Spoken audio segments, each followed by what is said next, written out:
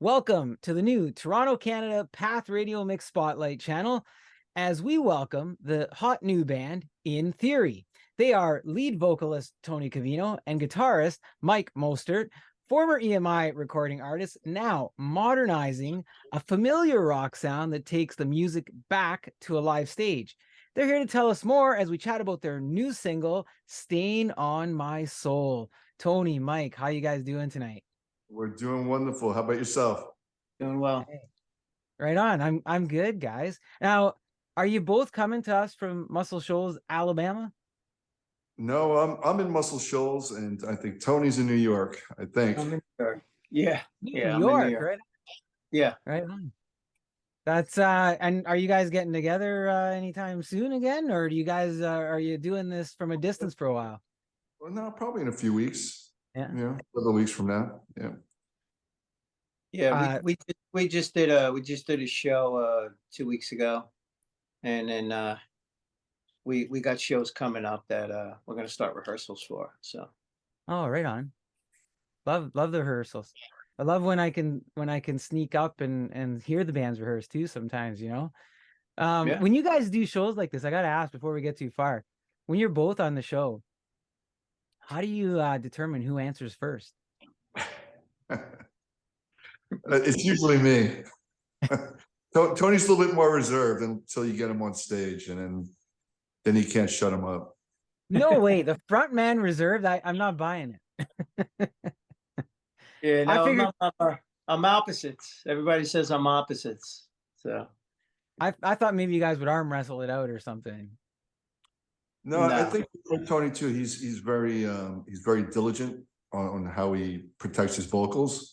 So I think just naturally he speaks lower or at a lower volume to always protect his vocals, so he can actually be the best he can be at lead vocals.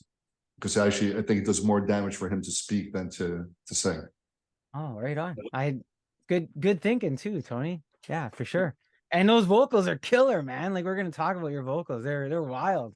Just Thank wild. you. I can't believe that what I'm hearing there. It's phenomenal. I just thought maybe I for a moment I thought, if we were actually all together in the studio, maybe I would have got something like, remember, I don't know if you guys ever watched WKRP in Cincinnati.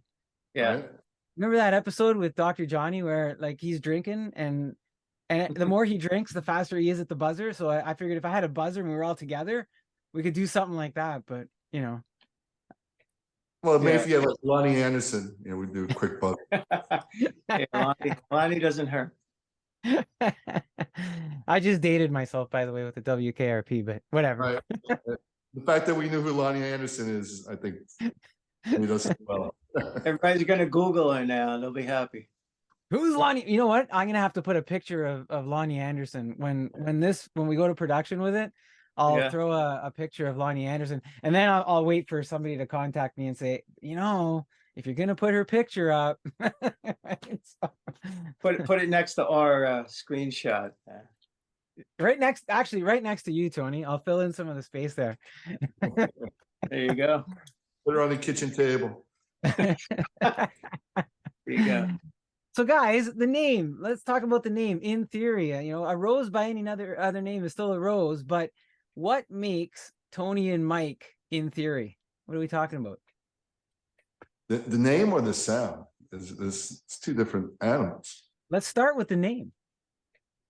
Well, the name is sort of it really came, but really just like we were joking essentially with the first incarnation of the guys that was in theory, and during the rehearsals we'd always say, in theory this should work, or in this theory this should be this, or in theory this should be this, and it just sort of stuck with us. We're like, oh, that's kind of funny, and it's I just thought it was a funny name. All right, that's right on. So In Theory, that makes sense, right? As you're kind of chatting away, hey guys, in theory, if we do this, and then it just kind of stuck. That's kind of a neat way to pick up the name. Now, how about the music? You said, hey Guido, the name or the music? How about the music? Well, I can answer. We can have Tony hit the buzzer. Good, I got the buzzer ready.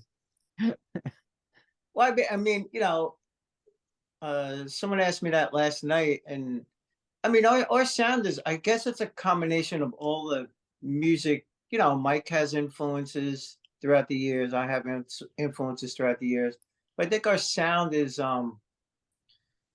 you know, sort of like a, you know, we always say it's a one foot in the past and one foot in the present. You know, but we definitely attract to the way rock bands used to record and used to sound, like Zeppelin, Deep Purple, bands like that, where it has that energy to it, the flow to it. Um, Today's music, you know, a lot of bands, they synchronize everything and everything's perfect and all the guitar sounds are layered 25 times. And you know, we're attracted to more of the way the bands used to record, and we let the song flow, come back and forth. But we also have a modern production. Mike is the producer as well, and we have that the past aspect, but we also produce for the modern day. So I think that combination gives us a uniqueness. Are you guys I hope I asked this the right way. Are you guys focused on a lot of detail, or do you leave it organic sometimes? And what I mean by that is, you know, sometimes you're recording, like you said, Tony, and recording like in the old days. And sometimes, you know, you talk to some bands and they'd be like, yeah, we're looking to make it sound the way we would make it sound. And that doesn't mean doing a retake, you know, 20 times. Sometimes we just let things go if it sounds organic. Is that where you're kind of sitting with those things, Mike, when you're producing? I think it's a combination of both things because while it's organic and there is an overall vision where I'm trying to take the song. But with that being said, you know, we're sometimes we're doing 16, 18-hour days to get, you know, 30 seconds, not necessarily correct, 30 seconds or X amount of seconds or a part of the song to, you know, there's a certain thing I hear in my head. And, you know, and we're just so determined just to get to that point. So that's where it's really detail oriented, where I feel like as a producer that, you know, I feel like I'm like a chef, I'm a cook, and I have all these ingredients. You got the, you know, the amazing vocals of Tony and the keyboards, and we have these different acoustics and different tunings. And if you just go a little too far one way or add too much ingredients, I feel like it's the same thing. If you put too much salt in a soup, or, you know, too much oregano in this meat sauce, Yeah. it's not going to taste well. Or, you know, so that's where the detail comes in. And just to get the blends just right is really the trick. And I think that's what really makes the In Theory sound really unique. It's, you know, it's a lot of the subtle things that I think that people do not hear, but when they hear it, they're like, oh my God, yeah, this is something different. Yeah. Yeah. And I think sometimes when we create, like, and when you're creating it yourself, you know where the blemish is and you want to polish out the blemish, right? And sometimes people will walk into a room and they say, oh, this room looks beautiful, and it does look beautiful, but you're like, if they look in that corner, there's a blemish that I left on that wall, right? But they don't see it, but you do. And then you kind of go, I got to polish it out because I'll feel better about it. And then they go, oh wow, the room really does look better now. Right? So Exactly. You know, I mean, yeah. Tony and I have a philosophy of it just has to sound right to us. We know what we're going for. If it sounds right, then, you know, if whatever happens with the public happens with the public. But we're very proud of our final product. You know, we're like, we stand behind what we came up with musically. More than In Theory, you're standing behind it. Let's talk about your new single, Stain on My Soul. I got to tell you guys, if there's any evidence that rock and roll is alive and thriving, this song to me was Exhibit A. It's like I'm throwing it out there. Totally, exactly, man, totally.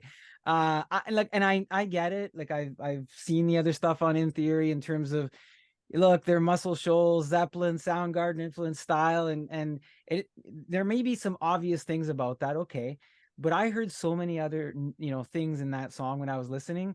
I got some weird vibes. Like, I don't know if you guys ever heard of this band named Hardline, but I got these Hardline vibes with the vocals, Tony. And then Joey Giola, right?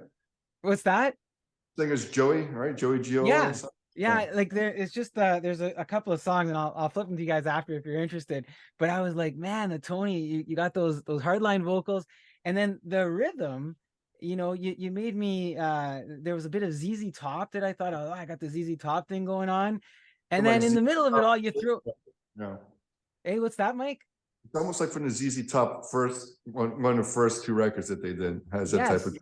Yeah. So I'm not crazy, right? I always say this when I'm talking to artists. I go, I'm not crazy. I'm hearing these other little things kind of, creeping in or whatever. You got the melodic hook. And then what I really was, I don't know if this is the way you intended it, but it was almost like the two of you are going back and forth, right? Like there's the vocals, and then there's a guitar, and then there's a guitar, and you got this little dance going on. And I was like, did this just happen? Or did you do it by design, or because it's really cool whatever dance you got going on? So it's been described like that. Almost everybody that's heard the song is saying that it sounds like I'm passing the baton to Tony, he's passing it back to me. And and I wish that one was by design. Honestly, it felt right.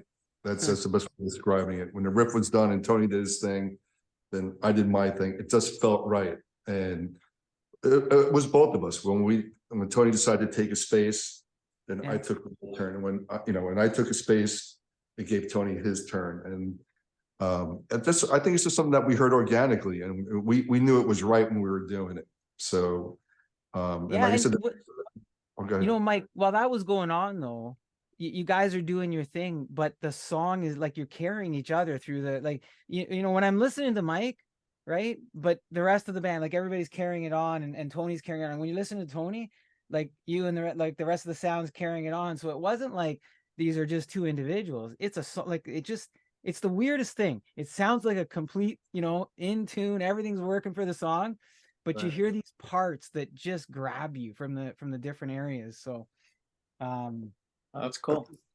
Congrats. Thank you. What makes Stain on My Soul? How did the song get born? What made the song come together lyrically or even musically? You want to go lyrically first, or you want to go musically? You guys, you're in control. You're driving the car. Who's buzzing? Who's buzzing? I should have had a buzzer. All right, I'm hitting the buzzer. But typically, how Tony and I write is, I come up with the riffs first, and I start sending him the riffs. And Tony's the way Tony and I also write is, he has to feel it right away. But when he feels it, it's right. Like when he's doing the vocal. And I remember this one was, usually when I have a riff, I'm like, yeah, this is the riff. I'm not changing the riff. I remember when I did this specific one, the riff was slightly changed when I first put it out there, and he was like, I don't know. I just don't know about that riff. And I listened to it overnight, and then I figured out, okay, what was missing from the riff. And, and the secret sauce actually on that riff, what I did is I actually had to tighten that part, the main, that. And then what I did is, from a technical standpoint, I put that far right. So if you're listening in headphones, or if you're listening wide speakers, that guitar is only on one side. And then what I do on the left side, I lock in the bass and the other rhythm guitar that's just doing dun, dun, dun, dun, dun, dun, dun, and just goes over and over. So that locks the whole rhythm, and I'll let that other part just do the thing. And then once Tony heard the updated version of it, he jumped on it. It was pretty quick after that point. That I think that's the part in the song where I felt that ZZ Top undertone a little bit. Dun, dun, dun, dun, dun, dun, and I was like, oh yeah, right. And you get that feel. And I apologize. I'm not meaning to compare you guys. It's just, you listen to music for 50 years, and then you start hearing all these sorts of different things as you're listening to the music. What's amazing about specifically that song, and that song we did a little bit different. It's part of a group of 4 new songs or 5 new songs that we've been recording. And that guitar sound is actually not even an amp. That's actually a guitar amp. But it still has the warmth of like a ZZ Top amp from the 1970s. Yeah. How about Tony? So you're you're very in tune, it sounds like, with what you're looking for when you got to feel the song, and you're giving your feedback to Mike there. Yeah, like I'm not a lyric guy, you know, like a lot of people have lyrics already written and they're waiting for the song. But I'm more of a vibe. So Michael send me something and I get a vibe, I get an emotion. Then I sing melody, but I sing nothing. I just singing Yeah. blah blah blah, you know, not literally, but I'll come up with words. And then a lot of times those words that I sing just to fill space to get my melody are actually words that we keep. Huh. So yeah, we have one song, you know, Who Are You Heroes? And I just sang that to do a melody part. And Mike's like, oh, that's a great line. And yeah, it just happenstance, right? It's just happened. But I wasn't thinking about it. But basically, when he sends me a riff, I get a vibe, I get an energy. I'll sing a melody. And then Mike's like, yeah, that sounds cool. Then I'll fit lyrics to the emotion and the cadence of the vocal parts. So Yeah, and that's that it's like Tony will do a melody and many times good and bad that I'll, you know, same thing. Then once he does it, I'll catch a vibe. And then if it's not right, you know, we have a sort of like an inside running joke, and where if he doesn't hear from me like after an hour of sending me the vocals, it's probably we're not going to keep them, or I don't like it, you know, but then we start with that. I'm like, then we start, you know, molding it. And like I said, Tony, you know, does a lot of stuff. He calls it mush mouth, or just, you know, he'll do things with certain counts, but he's implying words. And then when he's implying words, a lot of times I'm asking, what are you trying to say here? And then from there, again, we collaborate and like, okay, like, oh, it all depends on where we are. Like on the newer stuff, I'm doing a little bit less of that. On the earlier stuff, there's a little bit more. I'm like, what are you trying to say? We're trying to connect the sentences. I think sometimes he's singing with a vowel in mind, because he's like, well, with this vowel, I can sing this way. I go, yeah, but you need to do it this way. So we would try to find out something that rhymes with E that means the same thing as him trying to sing an ah or a ooh, and just try to, you know, come up with the words that, you know, mean the same thing. So with Stain on My Soul, you guys worked out all the music parts, and then the lyrics were kind of born afterwards. yeah. Right. Yeah. That's awesome. I Yeah. just, you know, it's interesting, right? Because sometimes some will start with the words and some will start with the music. And I am always intrigued when you can start with the music first and then apply the lyrics. And maybe there's, you know, I've used the word organic before. Maybe there's just something more organic to it. Maybe there's something more artistic to it. You know, Yeah. because you are starting with the melody and with the vibe and with what you're feeling. Yeah. You know, and then that invokes the words, right? As opposed to the other Yeah. way around. And So I know a lot of, you know, like some of my heroes as well, like Steven Tyler. He does it the same way. Like there's even a story where they were recording, I forgot what album, and on his cab ride to the studio, he forgot his lyrics in the cab. So he couldn't get them back. So he went into the studio and his vocals, and everybody's waiting around for the. So he had to basically rewrite from his memory what he thought he was going to do. So it's basically the same thing, but he knew the melody, he knew the vibe. Now I got to tell a story, and a lot of times you got to tell a story in a verse is 4 lines, right? Or maybe 6, but mostly 4.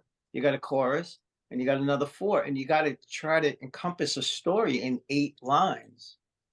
And the way we write, or at least the way, you know, I like to write vocals is I want to tell a story, but I don't want to tell you what the story is. I want you to interpret whatever you think it might be. yeah. So yeah, but Tony, that's kind of interesting. And sorry, you know, as fans, we always say, geez, I wonder what those guys are, what are they telling us? What are they saying? Right. And you see it over and over. Like you know, you see the interviews in the rock magazines, and it's kind of like, okay, well, guys, what are you trying to say when you're saying this line? What are you trying to say? And it's always like, what do you guys want? What do you guys think it is? Right. Like, I don't want to impose on you what I thought about it. How does it affect you? What does it make you think of? What, you know, right. what emotion or what memory comes out, right? But as fans, sometimes we want something so finite told to us. Just tell me what it's supposed to mean, right? But I kind Right. of like what you're saying there, Tony. You know, you leave it to us. Like you give us the music and the lyrics, and it's kind of looking at the painting, right? What does it mean to you when you hear the lyrics in the song? You know, it's art. Right? It's art. It is. Yeah, Right. that's my favorite kind of that's my favorite kind of music. Tony, I said earlier, phenomenal voice, range, tone. What a I don't want to jinx you. I got to knock on wood, right? Look, it's fresh. It grabs us. Myself as a fan of 80s rock, I picked up on some rare and slight 80s undertones at times. It's almost like you tease me a little bit before you go, no, you're not getting that. But bam, here you are, 2023. Here's something different.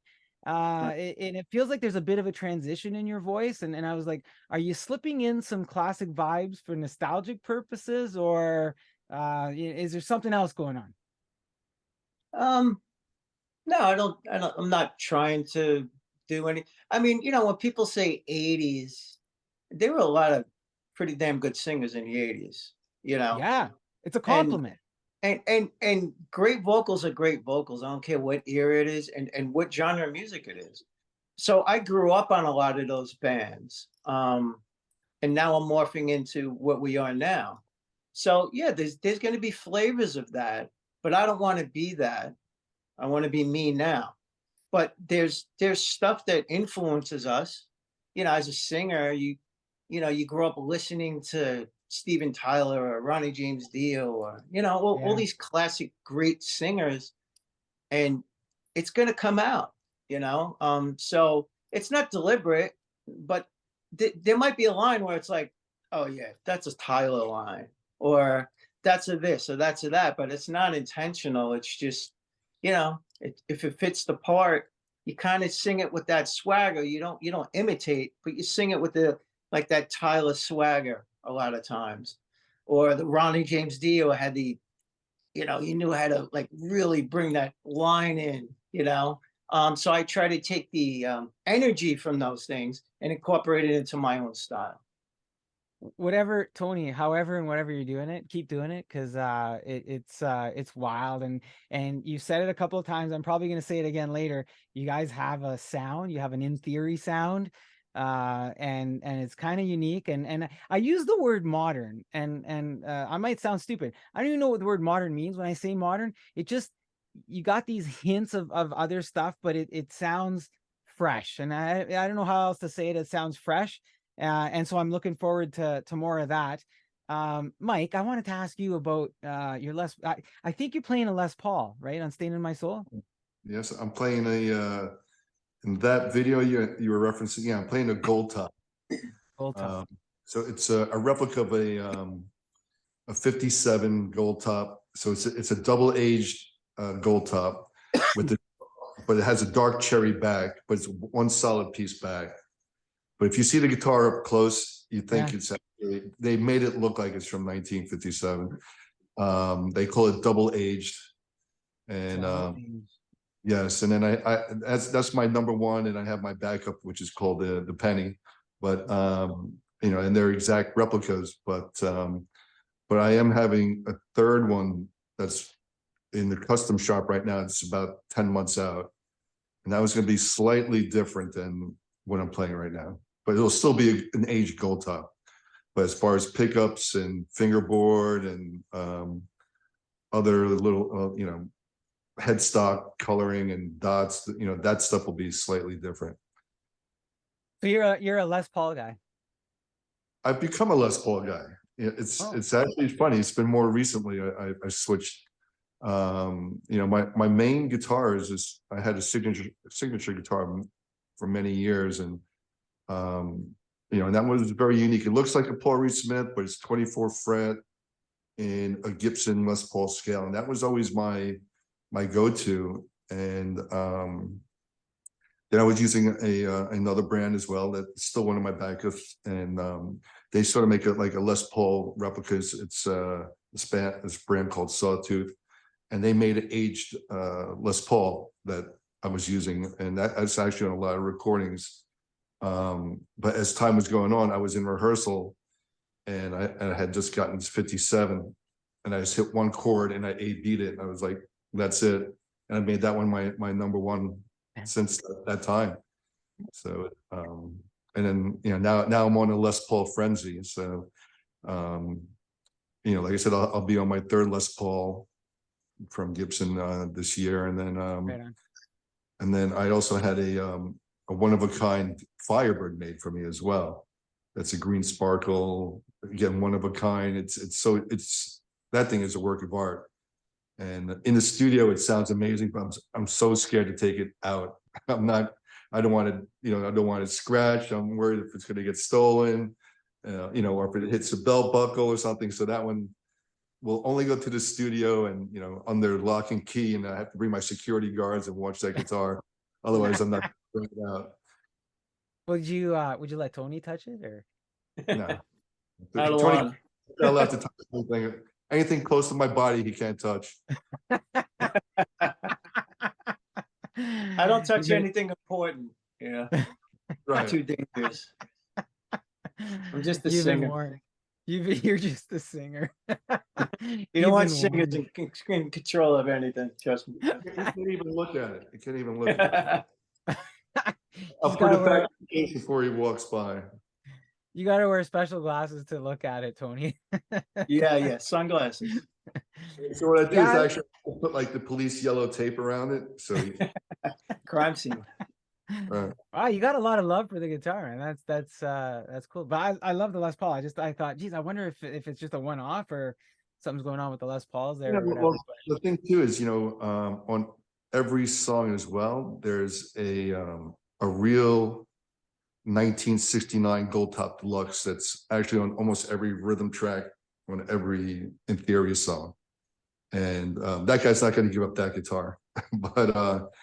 But that was one of the reasons why, like, yeah, I just love the Gold Top. And but yeah, so I just want to get something close to that sound. So it's, you know, I'm using, you know, a real 69. And it's so funny, when I brought my 57, they both looked quite old. You know, like they've both been weathered, and it's got the checking in it and all that other stuff. So Yeah, I'm always intrigued, especially like when you're picking the guitar and you're doing a song or doing an album, and you get that a certain sound, and then, you know, if you don't have that guitar, and you just, it could be another, you know, Les Paul, the same model, but the one that you used sometimes just has that sound for some reason. There's something about that particular one that you used. So you know, you want to stick to it. yeah, I mean, you know, within one chord or one bend, that this is right or not right. Doesn't take longer than that. Guys, who's rounding out the band on bass and drums? Well, right now we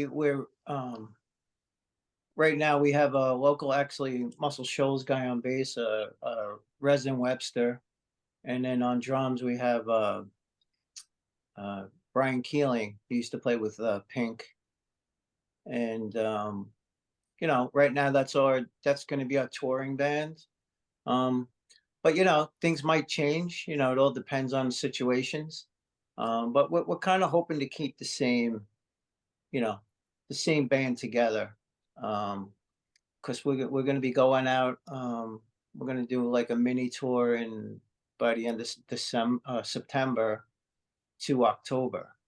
So we just did a show a couple weeks back, and then we're gonna take to the road, I think, for 3 weeks. They want to line us up with shows, and then right now they're working on festivals and stuff like that for next year. Because right now they're booking, believe it or not, for next spring. So they're working on that now. But yeah, those two guys, and on background vocals, we have Anisha Latamour, who sings backgrounds on the record, and you know, she also sings backgrounds for us live. Now, she used to be in, she backed up J-Lo and Stevie Wonder, you know, little bands like that. So Yeah. she has a tremendous experience that she brings to the vocal parts. I like little bands like that. So, What's that, Mike? she was with Stevie Wonder for almost 15 years. Wow.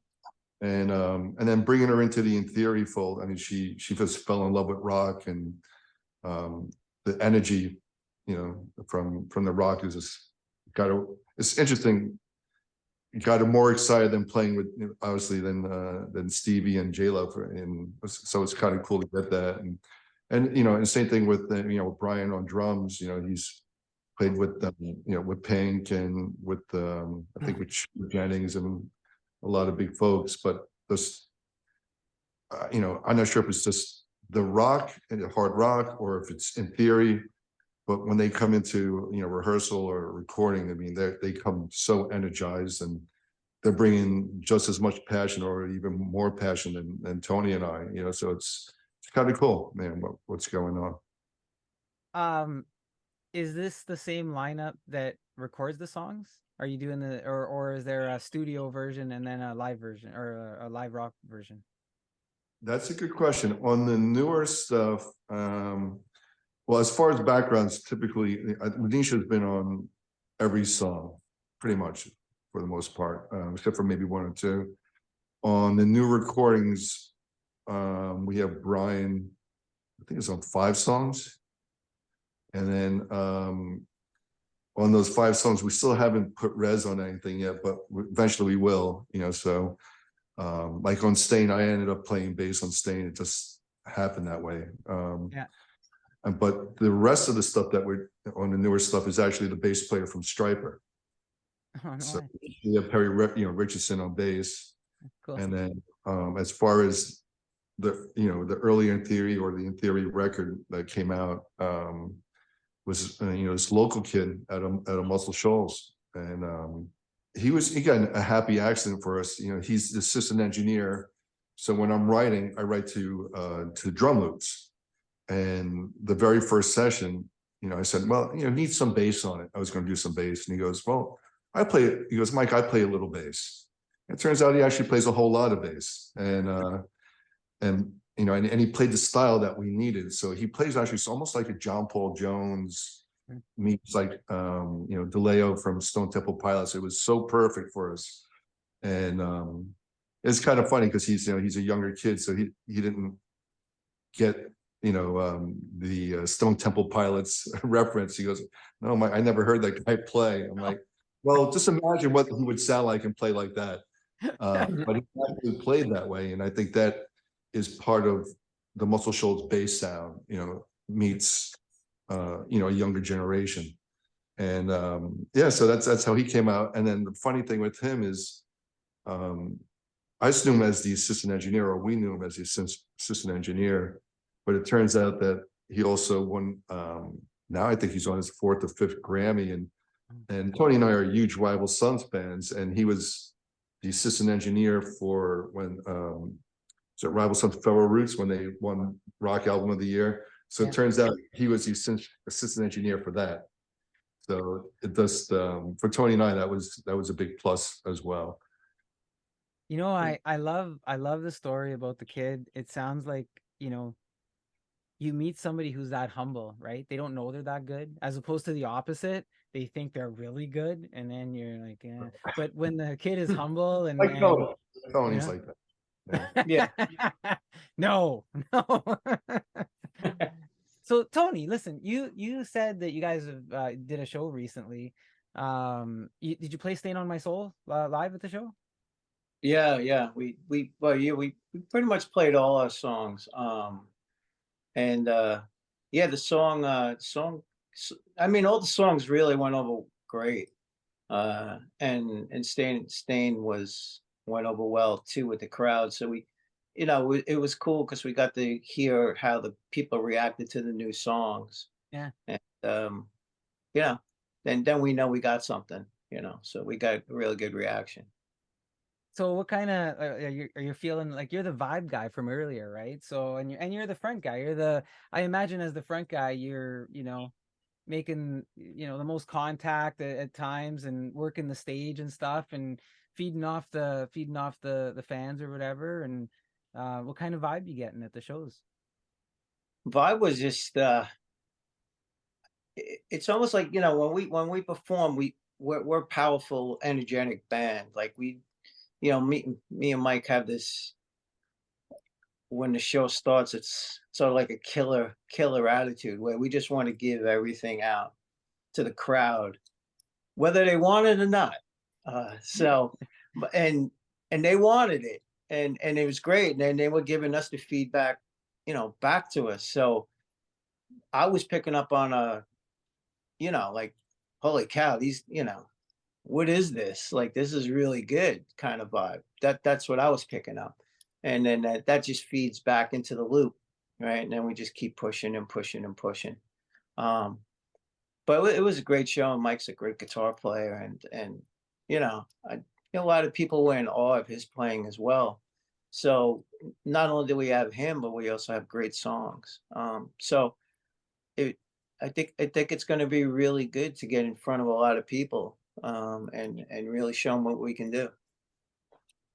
Yeah, I was, as you're saying that, I'm thinking, so you guys come out there and it's in your face. You start with the rock. Like, I'm trying to think, what do I get? What do I experience as a fan coming to see you In Theory? And you're gonna rock me right away. It sounds like, like, Yeah, we're gonna not physically, but we're gonna punch you in the face. We're gonna, we hit the stage running. Yeah. Well, Tony and I, we do that backstage. We actually just punch each other first. Yeah. Or whoever else wants to come backstage, we could punch him too. But when we get on stage, we don't actually do it because we can't reach. So we. No, but yeah, I mean that's I think, I don't want to speak for Mike, but I think you're not gonna find us boring. Let's put it that way. Yeah. Are you Tony? Are you a storyteller on stage, or? No, you know what? I mean, I know there's a certain amount of communication between songs you have to do, but if I had my way, I just would like to sing. I like to let people know as far as what I'm singing in the songs and how I present the songs live on stage. That's what I get off on. The banter in between is cool, but I'm not a great fan of that. But I know it's a necessity. But I really like when I'm singing the songs, and as I'm singing the songs, I'm actually singing to the people. Like, I'll pick people out and I'll sing something to them. So I'm that kind of performer. Well, that's right on. There's some lucky people that you're gonna sing to, if they realize you're actually singing to them. Mike, how about you? Like, with your guitar, like, do we get some solos out of you, or do we get some of your amazing friggin' fretwork that we see in the videos and hear in the songs? Solos out of me. Where Tony's quiet, I think I'm. You have to shut me up on guitar a little bit, but no. But all kidding aside, but yeah, I mean, what Tony was saying earlier. I mean, we just bring it. I mean, I'm solo wise, it's all passion. At that point, like I do a lot of prep when I'm at my house or in the studio, but soon if I hit the stage, it's just all passion, and whatever happens. There's nothing, I mean, there's the structure to the song, but I just let it all hang out, just go for it. And I think the crowds pick up on that. It's just, I leave it all on the stage as a guitar player. And, and I've also been described as, a very, physical guitar player as well. Besides just manhandling a Les Paul, which is kind of challenging, but people just describe it as, I'm not a boring guitar player to look at as well. There's a physicality to me to, not. Yeah. When I'm hitting a note, you're feeling my body hitting the note, not just my fingers. It's my soul. You're hearing everything. It's all me. You're giving us all of Mike, eh? Like, it's the passion, and you're sharing it, and you're exposing yourself to everybody. Yeah. You're saying, here I am. Right? So I'm willing to be vulnerable on stage, and where I think when say it's a little bit different. I would think for a singer where he has to keep Tony has to keep a little bit more structure to his song, but when the solo comes, for the most part, there's times where I'll extend it. There's times where I'll change it. Every day is like, I feel like I said, you feel different every day. This day I could feel more aggressive. I could be more sorrowful. I could be whatever I'm feeling. You're gonna feel. You know what? When I go to a show, I want to know, and I think that In Theories would give me this. I want to know that you're there playing as if you were never going to play for anybody else again, but you were playing for me. And it sounds like, Tony, you're engaging the fans when you're singing, like that's your thing, right? Like, you're gonna hear me sing. You're gonna feel me. You're gonna feel my emotion. Mike, you're the same thing with the guitar, right? When I'm playing, I'm leaving it all out here, right? And I think that as a fan, I'm willing to be vulnerable. Yeah, absolutely. right. As a fan, you can't ask for anything else. Like that's the ultimate, right? When you leave the show and you go, man, those guys, they gave us it. Like, they gave it all, right? And you see them walk off and you go, that was the show. And I think that's what I'm gonna get. I think if I come see In Theory, that's what I'm gonna get, guys. Yeah, it's up to Toronto. I think that's what you see. Yeah. Are you coming? We have to. We'll see how it all works out. Yeah. That's my I other question before we go up. How does a guy Guido get into Toronto? Where do you think I should be? I think you should be near Tony, like near, New York. New York by, Bayville or Glen Cove or, Yeah. So Yeah, you'd fit in with that name, Guido. I got a black leather jacket upstairs and everything. And There you go. You have the bronze jacket or you have the Chachi jacket? Chachi, No. oh my God. Nah, you got the Rocky One jacket. You got the Rocky Oh, One I jacket. love that jacket. That was Yeah. a great, the Rocky jacket was a great, you know what? I wanted that growing up. That's the stuff. That, and man. I wanted the little bouncy ball but I would have got my ass kicked if I looked like that. So. That's funny. Toronto, New York. Yeah, I'm looking forward. I'd love to come see you guys if you come to Toronto, or hey, I might venture down into the US and find you guys one way or the other. So we could do that. Are you close to Buffalo? About 2.5 hours away. All right. So if we ever do Buffalo, maybe we I'm can in. do that. Yeah, I'm in. Cool. Love to do that. Hopefully, I'll be able to take some pictures too. Nobody will take away my camera or anything, or swat it out of my hands. So, Cool. Look, we've talked a fair bit about the new music and the single and what you guys are doing on stage. With the new single, the way that digital distribution is right now, songs go to market really fast. The messages around the world are turning over so quickly, if there's any type of message to a song. And there's a lot of bands that put out, hey, I'm putting out the single. There's also something to be said about, putting together an album. Is that something that you're considering, that you to capture? You got a vibe right now, right? Like when I'm listening to your stuff, you got a vibe.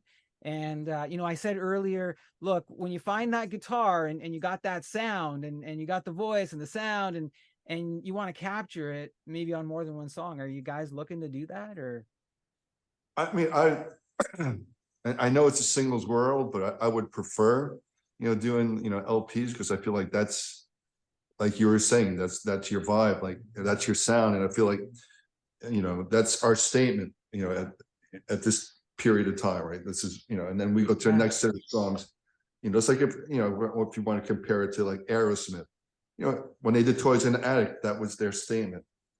Those songs don't fit on Aerosmith Rocks, or same thing with Kiss, or, you can name all those bands from that era, the songs on Kiss Destroyer does not fit on Rock and Roll Over. It was a different statement. Or Zeppelin is even a better, analogy, or Beatles, right? What's going to be on, the White Album is not going to be on, Hard Day's Night.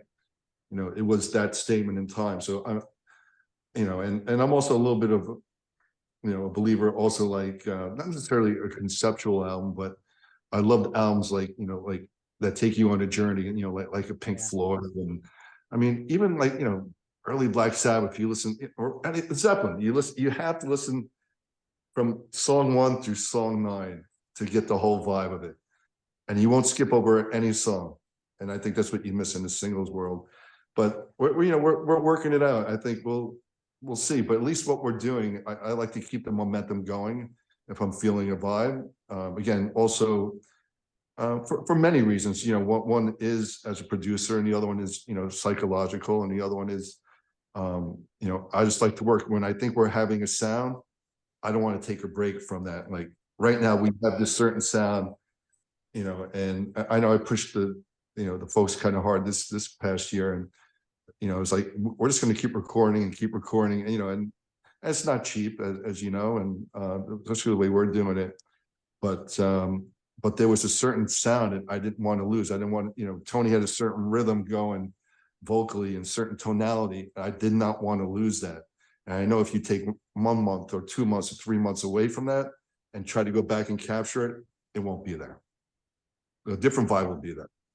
I agree, and that's why I selfishly asked that question, because I'm listening to what you got going on there with State on My Soul, and I'm like, I want more. I want more. Like, I don't want another State on My Soul, but I want more of what I'm hearing, right? Like, I want to experience, like, I want another song. I want to feel it a different way, and I'm like, yeah, I hope they're gonna do Well, this the good thing more. with that, with the Stand on My Soul session, there's 5 that are already done. You know, done and mastered. There's already 5 songs, and then there's still drum, bass, guitar wise, pretty much it's done. We're just waiting for, you know, Tony to get in there, but to do his magic. But 5 are done with that. There's that vibe, like you said, the you know, whatever you want to call it, ZZ Top meets Soundgarden meets yeah, but I wasn't trying to go for the ZZ Top thing. But when I started playing it, the engineer goes, "Oh my God, that's from the ZZ Top record." I'm like, "Which one are you talking about?" And then he's actually kind of mind blown. His catalog of what he remembers, just blows me away. And then he goes, "This one," and I think it was from was it Tres Hombres? Is that the record, or Los Hombres?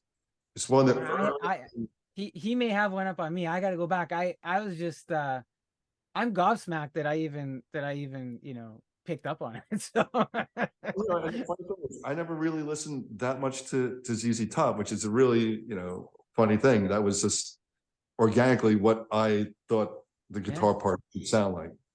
So, and you know, to be compared to Billy Gibbons' rhythm, absolutely. I'll take it. I'll take it. Any day, absolutely. But then again, you know, here's the different thing. We have that tone, and then all of a sudden you add Tony's vocals on it. Yeah. You know, you don't get that vibe anymore. It's, you know, it adds, there's the combination is the perfect ingredients. And that's where I say, I think, you know, I use the word modernized, right? Like the vocal, like everything gets modernized. Like there's those hints of stuff, but it comes around in a different way with the vibe that you've got going on it. And anybody who hasn't listened, they're going, "What are you guys talking about the vibe?" You got to go listen to the song.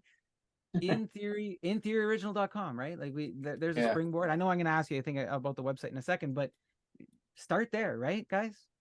Absolutely.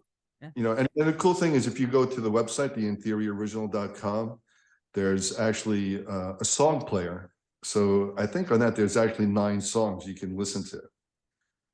You can't download them from the site, but you can. I think the only ones you can download is Stain, Heroes, and River. The other ones you can only listen, but you can't stream it. You can't download it. We only made 3 available for a certain reason, but again, you still can hear 9 In Theory songs. Intheoryoriginal.com. We'll talk about that in a second. Let me ask you this. What and we've kind of alluded, you know, we've been around the block you know, for a few years in terms of music and other things here. So what puts you in a different place today, musically, professionally, personally, than say a decade ago? Do you guys do things differently? Do you approach things differently today with your, and Tony, you know, do you approach things differently the way you sing today? Mike, do you approach things differently the way you play today than you did 10 years ago, or even before that? Yeah, I mean, I would say you sort of would have, like, if we're striving, and we all are, we're striving to be better, like, each time, then yeah, obviously what we were doing 10 years ago and what we're doing now is going to be a lot different, how we approach and how we write. And I think through this whole process, me and Michael learning a lot about not only writing and performing and sound, but we're learning more about the business. because back in the day, you worried about performing and being a rock star, and you were kind of hoping for some guy with a cigar to sign you, right? So nowadays, for right now, we are a record company. We have to promote, we have to record, we have to put a budget together for a tour. So I would say, uh, we learned a lot more 10 years ago what the business is about and how to pinpoint certain things. And also, at least my approach to singing is a lot different. Like I think I've developed a pattern and how I want to go about things. And yeah, so that would be my answer. Definitely would be. You take Tony, you take care. Just to earlier, you take care of your voice differently than you used to. No, I've always taken care of my voice, so it's not like I didn't care 10 years ago and now I do. I've always cared for my voice. Um, but I think I've gotten a lot stronger now as 10 years ago, which would, you figure as you age, it would go the opposite way. But for me, thank goodness, I can say I'm a lot stronger now, recording and live and in rehearsals and things like that. So yeah, but I've always cared for my voice. How about you, Mike? I think for me, I think I've learned, I've become a really good student over the last 10, 15 years. And I think I've become more, I wouldn't even say open-minded. I think I'm able to express, I have a bigger vocabulary where I can express different things, whether it's, meaning R&B or blues or jazz or pop or rock or metal. I'm able to bring that out of my playing and also bring it out in the band. That to me is the biggest difference from Mike from this era versus Mike when I was signed to EMI doing a more of a metal thing, which I just think my hearing is so much better. That's the best way to describe me. I hear so many things now and I want to explore, and and no is not my vocabulary. And a lot of times, Tony will attest to it. And a lot of times I'm like, yeah, I want to do this and this and this and this. And he just sort of gave up talking to me at that point. He's like, once you're done, just let me know. But I just hear things already. I'm like, well, on the verse, if I just cut out this guitar, I'm going to put this guitar here. I'm going to do this other one here. Now what I'm going to put the bass here, but I hear this drum roll here. And I can tell sometimes it's the reaction I'm getting is sometimes silence and sometimes like, okay, I'll call you in about 6 hours or I'll call you tomorrow. But I do hear things. It's and I am willing to explore it all. And and I think that's, to me, that's the biggest thing. I just love exploring and creating. And and a lot of times what the way the engineers or some what I call maybe the high profile players that we brought on there, when they hear the actual chords and stuff, they're like, oh, it's kind of like there's actually kind of like jazz chords in what you do. And there's these even Beach Boys things that you're doing, but you would never hear it. In a way, I feel like we disguise it well, but if you know that record, or if you know that this particular record from this era, you would pick up on it. But we're always able to put it in a great rock song.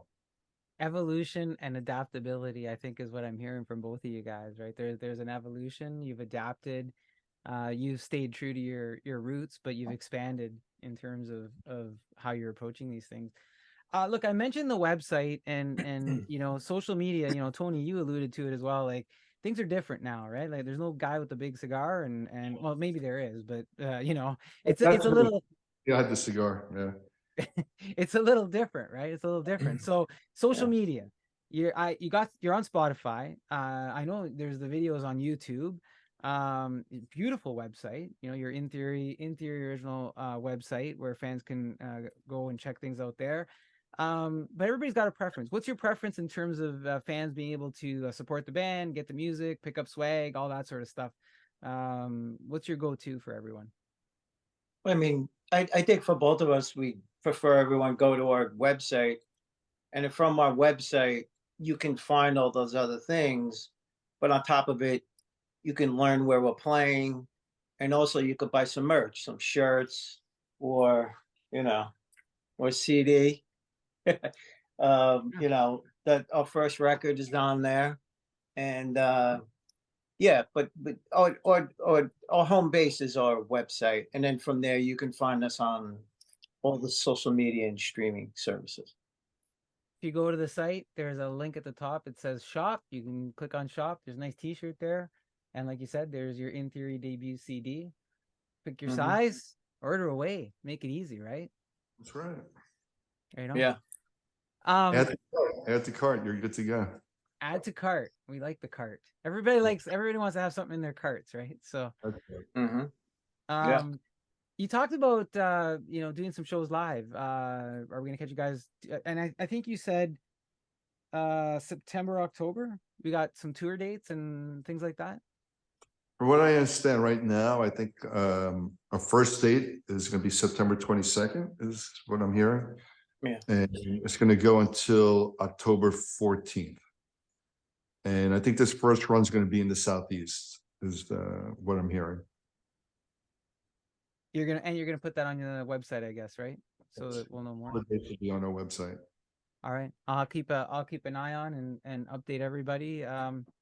And in the Southeast, and then I'm gonna hope that I'll catch you in Buffalo or Toronto.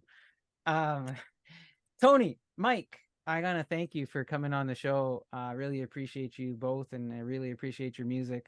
And before you cut me off, because I've gone way over the time that I said I was gonna keep you guys here. I love your music. I love talking with you guys. I could keep going. But is there anything you'd like to leave us with that maybe I didn't touch on that you want to say to anybody?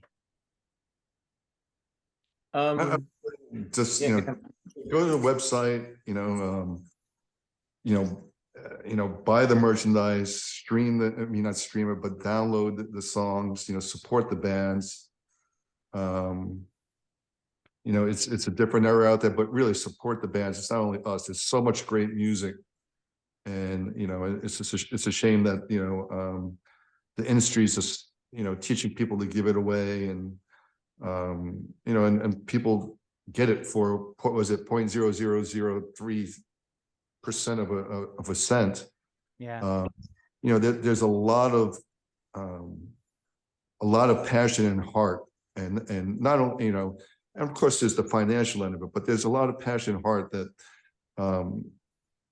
if you love that band, just support the band. That's not only In Theory, whatever band it is. It's tough for bands out there, and if you really love the band, and if you're really a fan, do the right thing for the band. Amen. Amen. Thank you, Mike Mostert and Tony Covino, for taking us closer to the promised land, where together we can say we're right here where we belong, making memories as we groove to the sounds of Stain on My Soul. As a point of fact, that is In Theory here on Toronto's Music Mix Maverick, the Path Radio Mix Spotlight. I will have all of In Theory's contact info in the show notes. Tony, take care. Mike, take care. I hope that we can chat again. Thanks, Guido.